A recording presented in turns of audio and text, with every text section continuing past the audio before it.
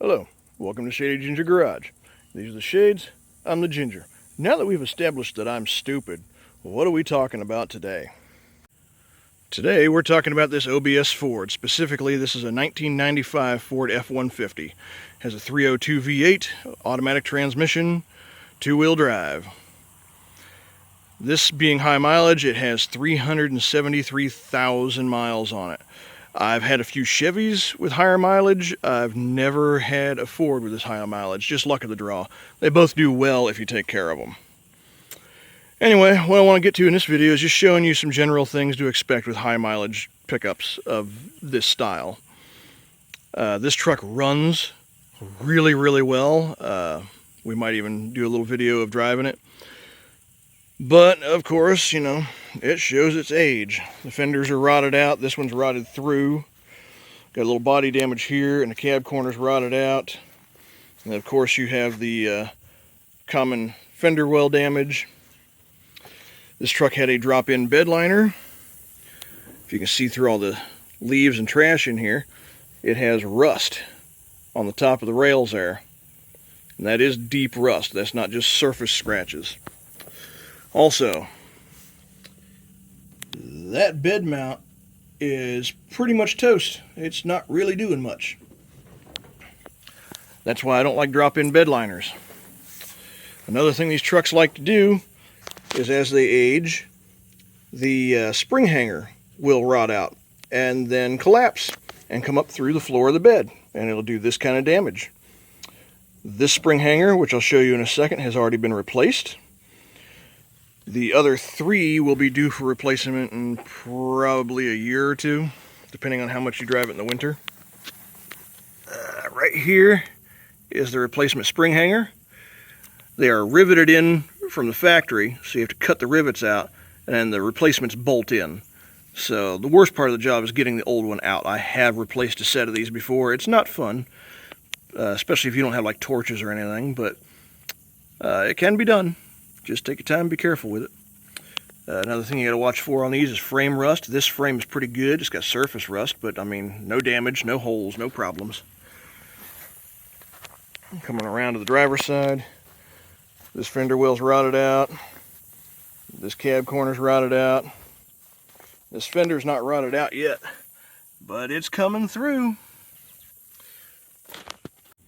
Another place to watch for rot on these is at the bottom of this core support, underneath the radiator, but not so much under the radiator itself, but usually in the corners where the body mounts are at. There's a body mount there, there's another one on the other side. And I don't know how well you guys can see down in there, but there is rust on this one, but they are more prevalent to rust over here around the battery side. And I don't know how well it's going to come across in camera, but you can definitely see rot down there. So this core support is shot. It's not so bad that the core support's falling off the truck. I mean, it'll still hold everything square. But just things you got to watch for on these, because you might see all this other rust on the outside when you see the listing on Marketplace or wherever, but the core support will be completely hidden from you. So beware of that. Just take a good, long, close look at it. Another thing you got to watch out for on high mileage OBS trucks like this is transmissions. They're an electronically controlled overdrive in the 92 to 96 model years, and they are kind of prone to failure. I've had really good luck with them. This one seems to work really well, but I got lots of friends that have these with burned up transmissions, so be careful of that. I haven't had many issues out of Ford engines. These trucks came with everything from, well, the half-ton version of this truck came with everything from a 300 inline 6 to a 302 V8 to a 351 V8. They're all great engines in their own right. The 300s last forever, but they also don't make enough power to hurt themselves. Typically, you end up with bad head gaskets or cracked heads on those just because it's one big long head, and if you induce too much heat to it for too long, it shits the bed. Really, the 302s, like, I haven't had much trouble out of them. I've only had a few 302s. I've mostly had these with 351s in them, and the 351 is great for everything except fuel economy, and it's really not as bad as people say on fuel economy. You just got to keep your foot out of it and, you know, not treat it like a race car. That being said, I have treated this 302 like a race car because it's got dual exhaust on it. But my personal recommendation is if you can find one with a 351, go for it. It's a great, tough engine. Yeah, you're going to sacrifice fuel economy, but it's a truck. Like, if you guys are buying trucks for the fuel economy, you're not buying trucks, you're buying glorified SUVs, okay?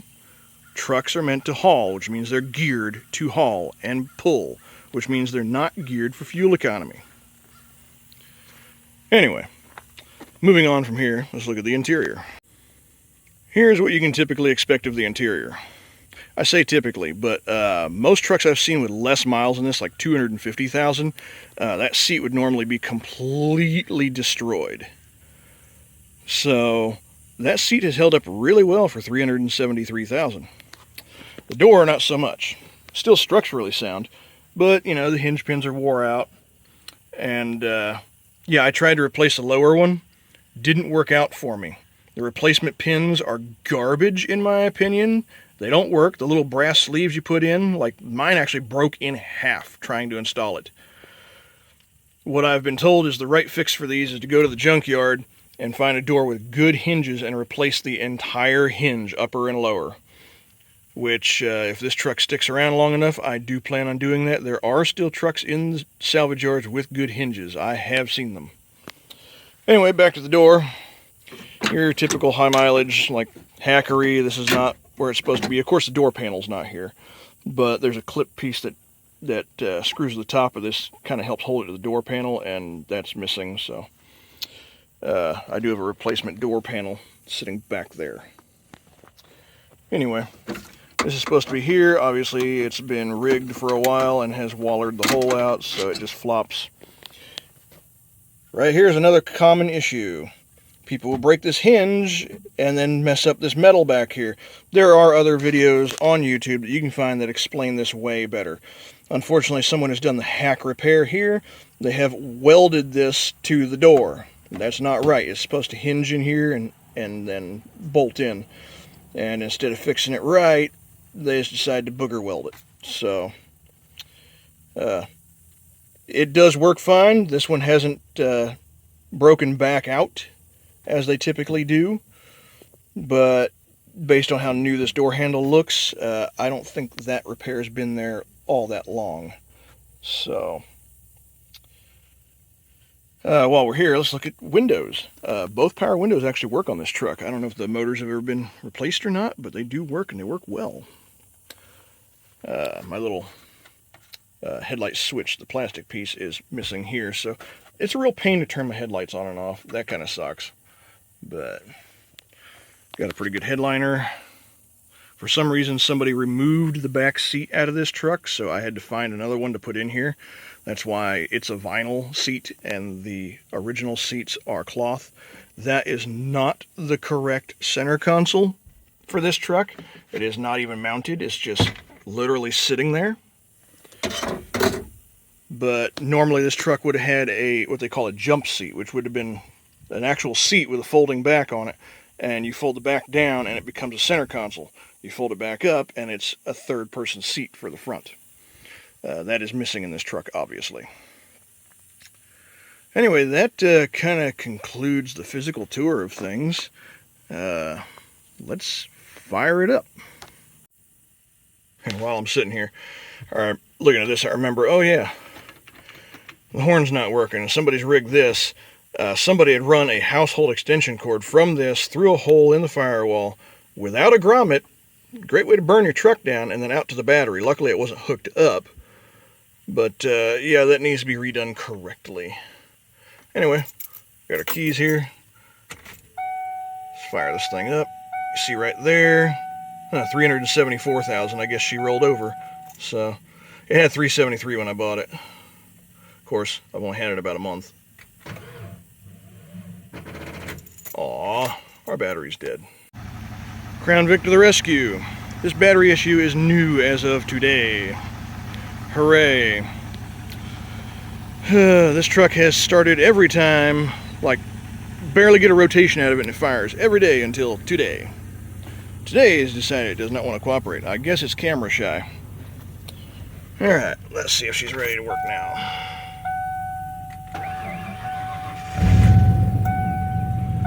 Alright, let's disconnect our cables and do a little walk around. Alright, here we are running. Crown Vic's pulled out of the way. Here that engine's running pretty smooth.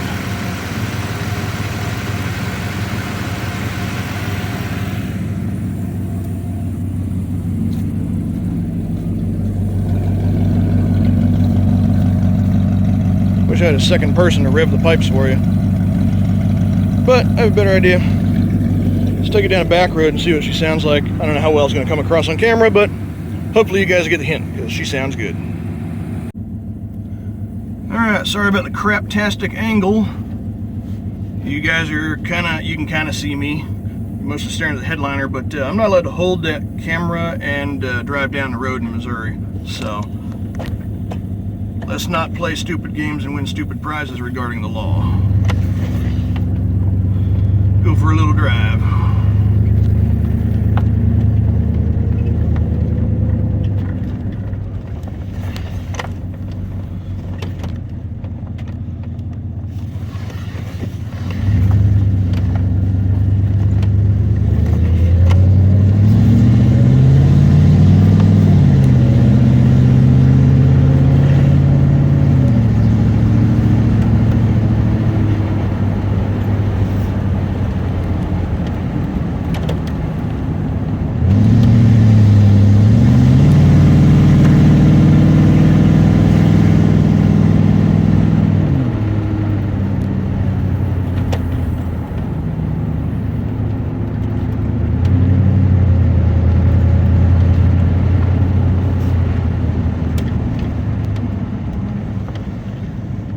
Turn around right here.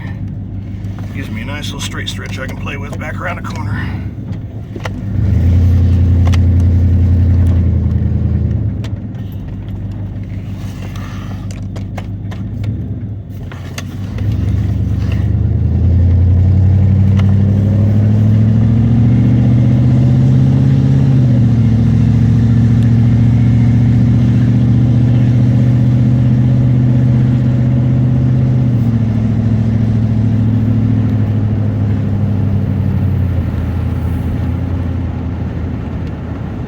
Again, sorry about the terrible angle, but the point is for you to hear how this thing sounds. I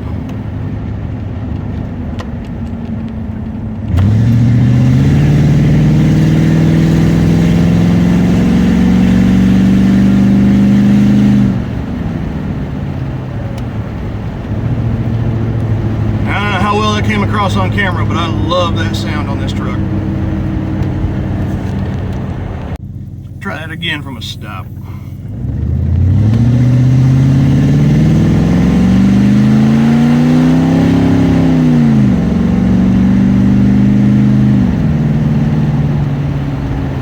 Yeah, she sounds good.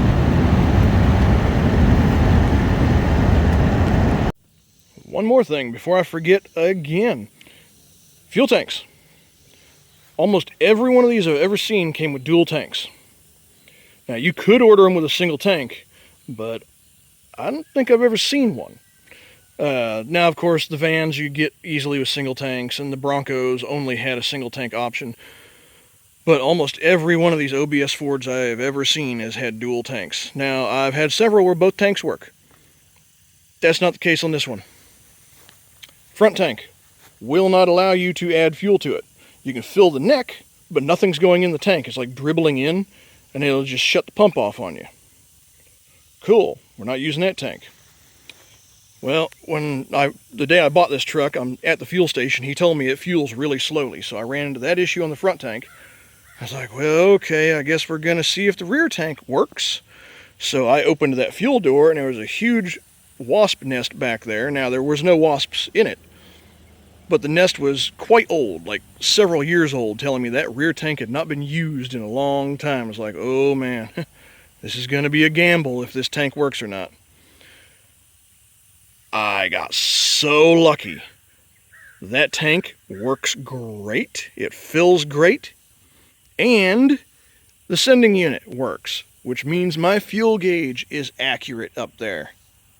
Awesome. The gauge seems to be accurate for both tanks. That front tank's empty. This one's got about a quarter of a tank in it. So, get really lucky there.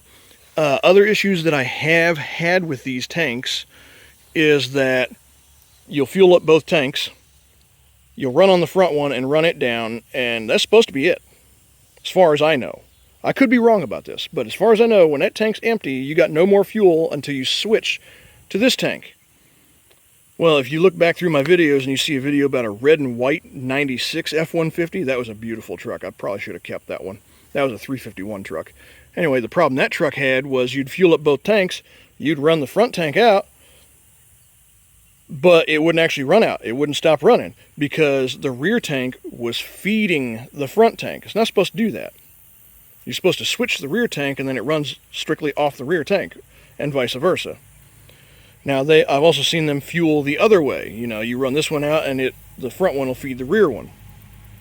So, those are common issues. It's usually in the tank selector valve. A lot of guys bypass it or delete a tank because if you're driving local, you don't really need two tanks.